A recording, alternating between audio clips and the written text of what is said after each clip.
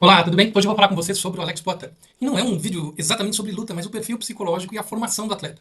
Porque, aparentemente, quando você vê um lutador ganhar da maneira como ganhou e as pessoas dizendo é um soco a 1 minuto e ele é o melhor do mundo e parece que isso é dado de graça ou isso vem de qualquer lugar. E eu quero mostrar para você nesse vídeo que é preciso construção psicológica, é preciso construção mental, é preciso construção de trabalho. Isso não é em pouco tempo, isso requer muitas e muitas dificuldades. Calma, você vai ver que vale muito a pena. É um trabalho que tem desde estatística de luta, treinamento, história, um monte de coisa que você não vai ver em lugar nenhum, porque deu bastante pesquisa para fazer, bastante trabalho. Então, repassa esse vídeo para outras pessoas, repassa esse vídeo para interessados e nós estamos aqui para ajudar. E se você quiser ter acesso à apresentação, que está fantástica, eu vou deixar disponível um resumo dela lá no Substack, que é a plataforma onde eu vou colocar artigos, eu vou colocar todos os detalhes, informações para as pessoas que querem performar melhor, que querem ir além, né, do comum e que vão ter, além disso, possibilidade de descontos em produtos, tá? A partir dessa plataforma que eu vou estar colocando lá disponível para você essa apresentação. Vamos lá, chega de papo.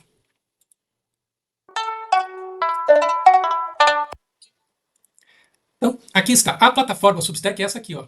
Você vai procurar lá, Substack Vitor Zen Performance, tá? Buscou Substack Vitor Zen Performance e você encontra lá. Tá com dificuldade? Cienciameditativa.com é o site onde está tudo, todo o meu trabalho tá lá. Cienciameditativa.com, até o link para a plataforma tá lá, tá? Então, na rede social Vitor Zen Performance também você vai achar o arroba lá no Instagram, tá? Aqui você vai achar o artigo, né? Você assina aqui, você vai ter acesso a esses e outros artigos, a esses e outros descontos que eu vou oferecer. Direto ao ponto, direto ao tema, sem enrolação.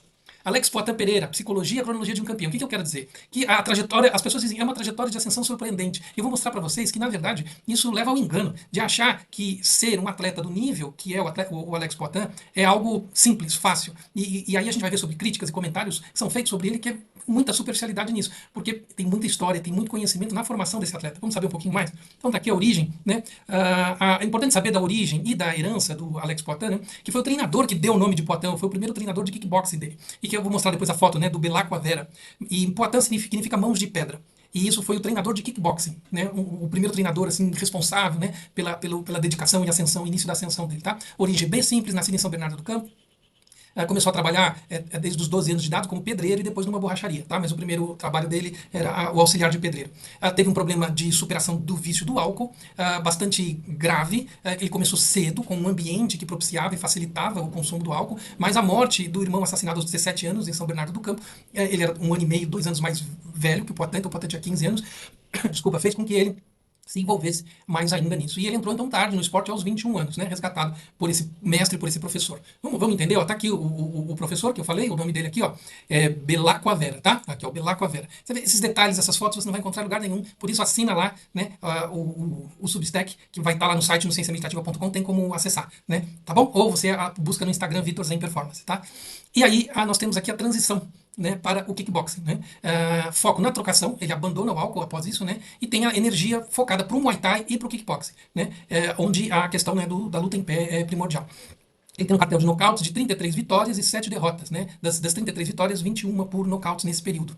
As primeiras experiências internacionais, ele demonstrou bastante potencial, né, nos campeonatos, né, It's Showtime, o Waco Pro, e até se consolidar no Glory, que seria uma das mais respeitadas instituições dessa modalidade, e que tem o Adesanya, que foi um dos grandes lutadores, né, dessa instituição, e do MMA também, que lutou no Glory e depois foi para o MMA.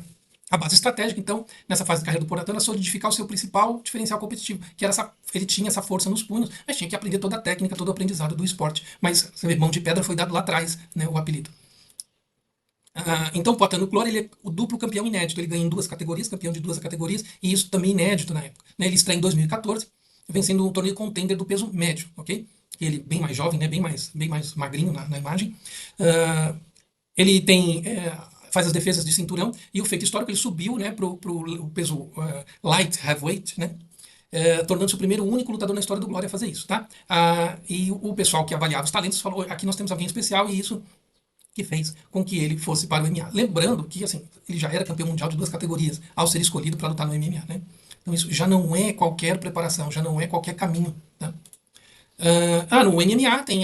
Esse detalhe do MMA eu poderia detalhar muito mais para você, mas isso aqui você tem vários ótimos canais de MMA que já fizeram até documentários de coisas específicas. A gente não está falando do perfil da formação, né? Não tem esse caráter mais detalhado no sentido histórico, né? Do que eu quero trazer para você aqui. Tá? Então, do MMA, eu vou passar só pelos pontos principais, que isso também é conhecido e mais fácil de encontrar. Né?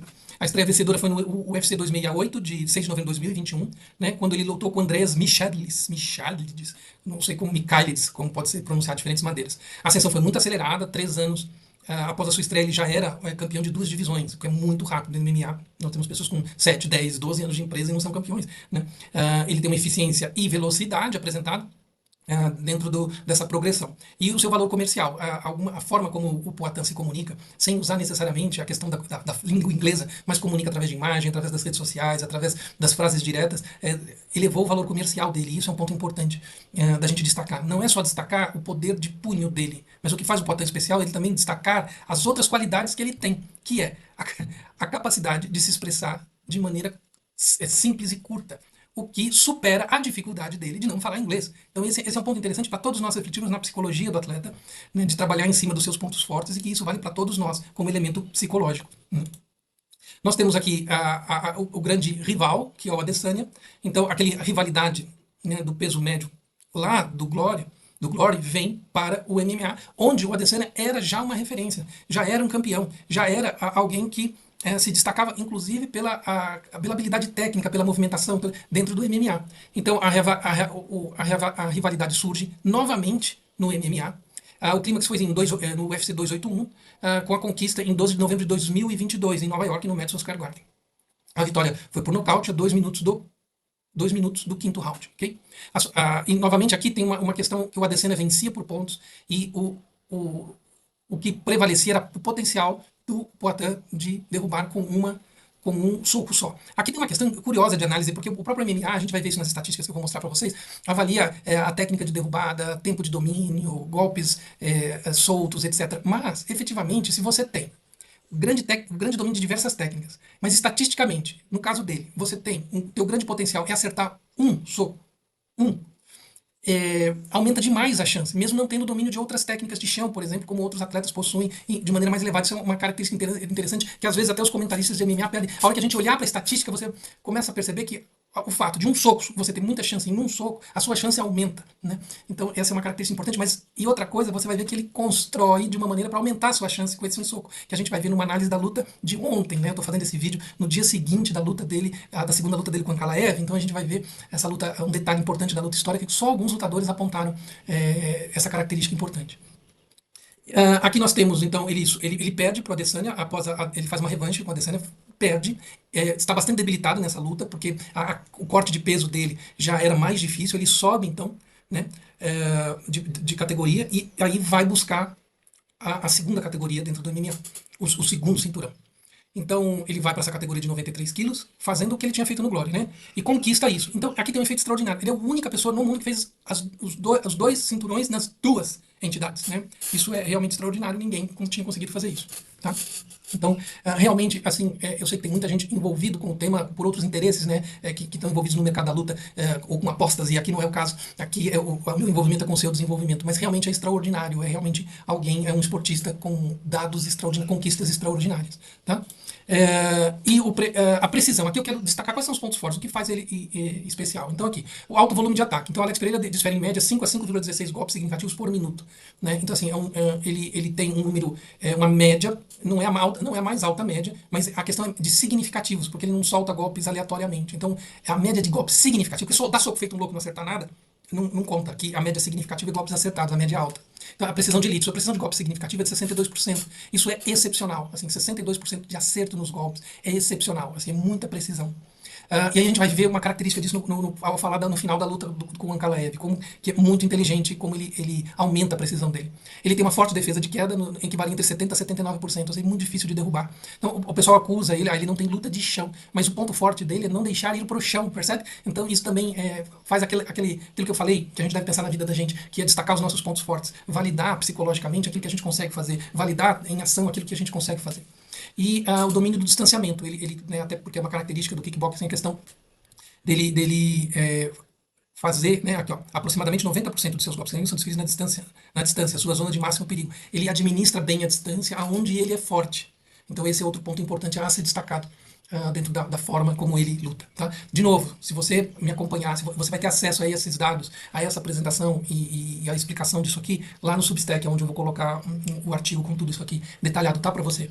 Uh, e depois a gente tem a vitória do Ankalaev, a vitória do dia 4 de outubro, né? Então é o UFC 320, 4 de outubro, em Las Vegas. E ele reconquista o cinturão. A vitória no primeiro round, como quem está vendo esse vídeo deve estar sabendo, 1 minuto e 20 segundos. Aqui é o destaque que só alguns lutadores apontaram. O nocaute foi iniciado por 3 chutes na perna direita, não na perna direita aqui, deixa eu corrigir isso aqui para ficar certinho. Na perna direita. Depois eu corrijo aqui para jogar lá para a gente. Que está no modo apresentação. Na perna direita. Que são 3 chutes que ele dá na perna direita do Ankalaev, que chega a machucar o dedo. E na entrevista, na entrevista final, ele fala da estratégia, de que ele tinha visto na outra luta a dificuldade dele, da parte interna da canela, receber esse chute. Então, se você assistir, em menos de 1 minuto ele dá os 3 chutes, que chegam a machucar muito o pé dele, mas que faz com que o lutador adversário, no Ankalaev, tenha que trocar a posição da perna, porque ele não suporta ficar com a perna machucada na frente. E isso então muda a posição de mãos, e isso abre para ele a guarda para que o Poatan entre com o soco direto com a mão fraca, que é a direita. Mão fraca para nós. Não, mão fraca para ele, né? Para nós, qualquer mão ali destruiria. Tá bom? E aí depois o atleta vai para o chão, e aí muitos falaram, a luta terminou cedo, né? Eu deixei a foto para ficar claro assim, o Poatan descia cotoveladas no rapaz que estava se defendendo dessa forma, assim, não tinha muita defesa. Isso aqui já anula a capacidade de reação.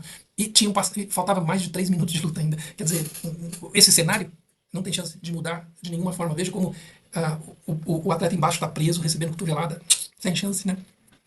Então, o que eu quero dizer para você, procura lá Vitor Zen Performance no Substack, ou vai no site Ciência Meditativa. Se está muito complicado, Substack, saber esses nomes, querer o artigo, vai no cienciameditativa.com, tá lá, tem como acessar grupo Substack, tem um botão lá para você apertar, tá? Cienciameditativa.com é mais fácil. Tem os links abaixo no vídeo também, que pode ficar mais fácil para você. Ok? Espero ter ajudado, espero que você tenha achado interessante aqui o nosso artigo e que a gente possa se encontrar de novo em outras análises para que a gente pense, não é fácil, mas é possível.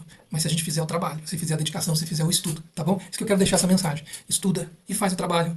Aí a gente vai ter o resultado necessário, aquilo que a gente quer alcançar, aonde a gente pode alcançar, tá bom? Grande abraço, até o próximo vídeo.